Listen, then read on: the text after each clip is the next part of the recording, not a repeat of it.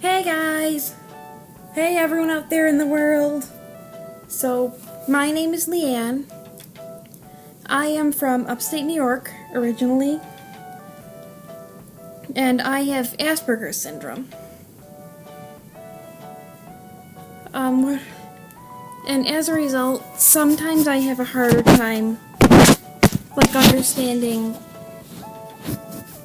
what you say and what you mean. If you're joking, I might think you're being serious. Because that's the way my brain functions. And also I have a harder time, with knowing when it's okay to bend on the rules.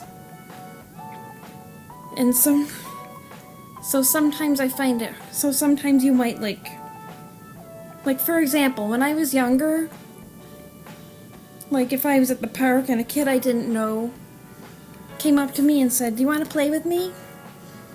I would say no! Because it wasn't because I really didn't want to play with this kid. It was because I'd always been taught, say no to strangers. But I didn't realize that in my family, this was a gray area. So, another thing, I read an article by Temple Grandin. You may know who she is. She's a famous woman who happens to be on the autism spectrum. And she wrote an article about teaching kids with autism to be more flexible. And in her article, she gave an example about a boy who also has autism, who was waiting at the bus stop for the school bus with a serious injury. And he didn't go and get help. But you want to know why he didn't go and get help?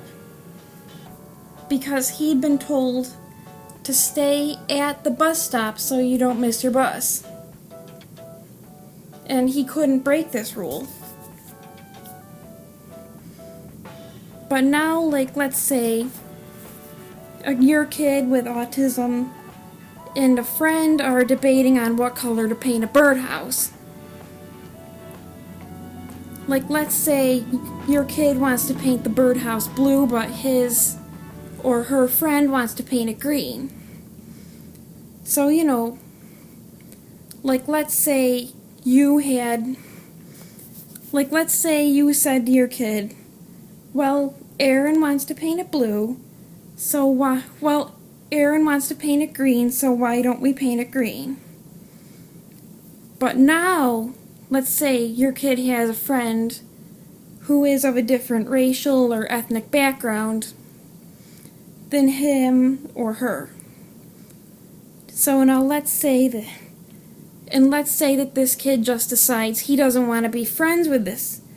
And let's say your kid just decides that he or she doesn't want to be, friends with this kid because the other kids in your neighborhood or in the school who are of his or her own racial or ethnic background are implying or saying that this kid shouldn't be friends with that other kid. It wasn't because your kid really didn't like that other kid. It may be because your kid's just doing it for social status.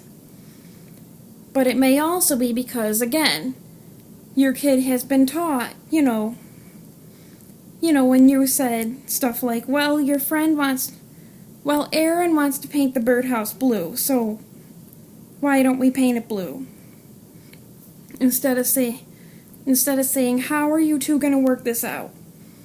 Can you paint two sides this color and two sides that color?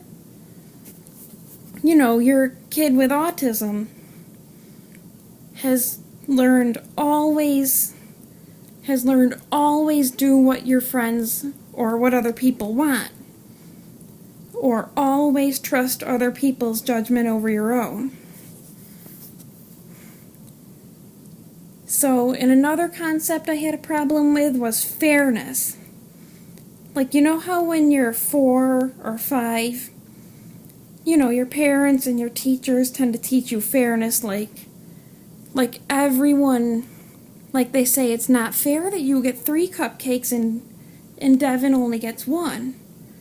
Or it's not fair that you get more time on the swing than Alex does.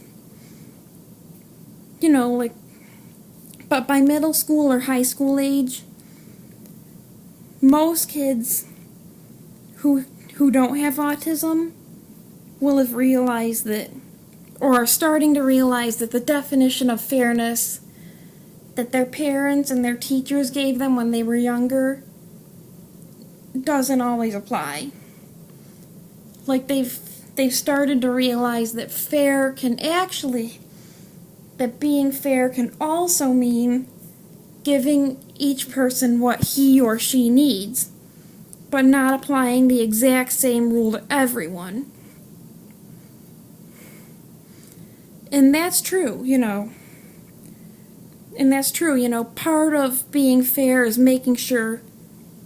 treating people in a way that doesn't show bias or partiality or prejudice, but, you know, younger kids don't understand those words. So, a lot of parents and teachers, like, they'll just opt for the easiest explanation, like, and that would be fair is when everyone gets the same thing. But what if we explained it as treating to little kids as treating everybody nicely?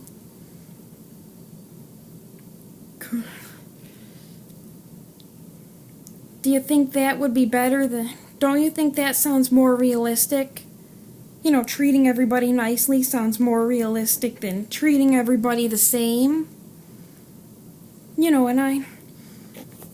And again, I know that the most realistic thing is that life isn't always fair. But little kids can't, preschool, late elementary school, early elementary school kids don't really understand it that way. They don't really understand that.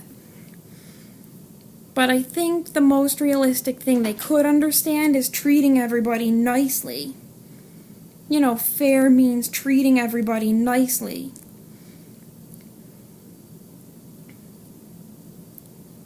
If you have autism or Asperger's syndrome, you may want to share this with a friend. You may want to watch this more. But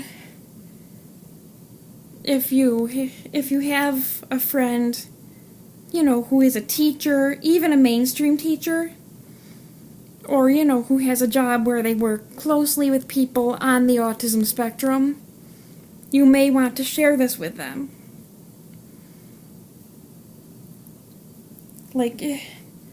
So my suggestion, if a kid is acting up because, say you did something after you've already been asked not to,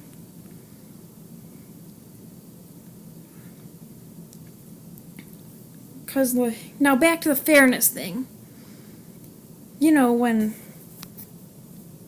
Because again, my parents explained, if say I had 3 cookies and my brother only had 1, they'd say, Leanne, it's not fair that you get 3 and he only gets 1. So, I thought fair has to be exactly the same. So I think what would have, if I saw my dad, letting my brother, my dad seemed a little fussier about my behavior. So if I saw my dad not fussing as much about my brother's behavior as he did about mine when I was his age, and I'm only 2 years younger than my brother. And I'm only 2 years older than my brother, I mean. So, I would think it wasn't fair because it wasn't exactly the same. So again, that's where the treating everybody nicely explanation of fairness would come into play. I was like 17, almost 18, when the school speech language therapist talked to me about bending the rules. So instead of saying, so if you're a teacher or a parent, instead of just saying, Aaron, that's disrespectful, we don't say that, maybe, like if you know that it's because, if you know that it's because if it's because he did if you know it's because you did something that usually wouldn't be allowed, like hurting someone's feelings and not apologizing, or doing things after you've been asked not to, then you may want to explain, make sure the kid who happens to have autism understands that sometimes there are gray areas, sometimes it's okay to bend on the rules, whatever way you know. Or if you don't think you're the right person to explain it, see if there's someone else who might be better.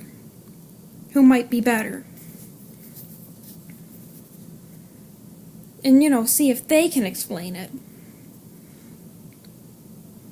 Like, I am not, like if you say, you can think, oh, geez, I am not explaining this right, or, oh, geez, I'm not sure he knows that this was okay to do in this situation.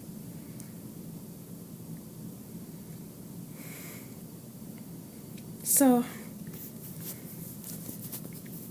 now, like, let's say,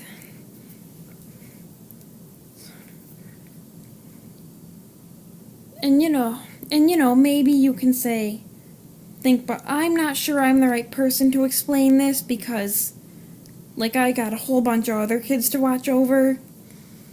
So I'll see if maybe the aide can explain it. Maybe this kid has another teacher who works more closely with him or her who can explain it. Okay, well, that's all for now. See ya! See?